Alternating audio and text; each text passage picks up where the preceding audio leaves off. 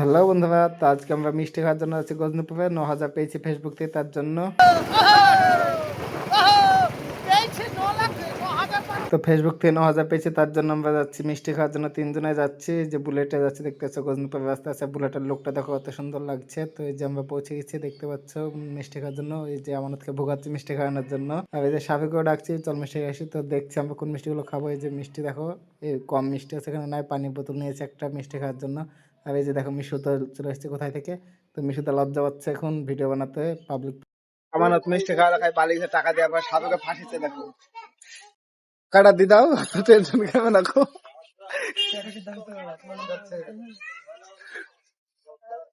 দেখতে পাচ্ছ মিষ্টি খুব খাওয়া হয়ে গেছে, সাবেক এসেছে।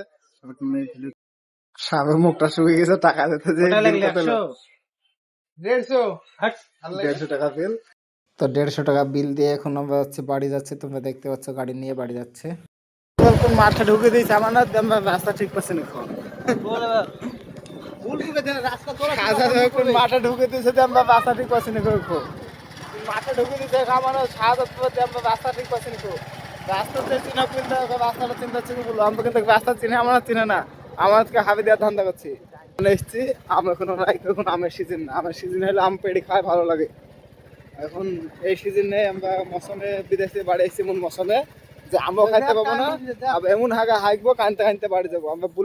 তো আমরা আম বাগানে যে একটু গল্প টল্প করবে, আমরা যাবো বাড়ির দিকে রওনা দেবো। তো দেখতে পাচ্ছি আমরা এখন আঠানপাড়া রাস্তা আছে, বাড়ি যাচ্ছে। তো দেখতে পাচ্ছি এখন আঠানপাড়া থেকে বাড়ি যাচ্ছে। এই সামনে মাঝখানে বাড়ি দেখো। আমরা ভিডিওটা এখানে স্টপ করছি, বাড়ি যাওয়া ভিডিও করছি। তার কারণ পাড়া গ্রামে একটু লজ্জা লাগে, আর মানুষজনের মুখের অবস্থা খুব খারাপ।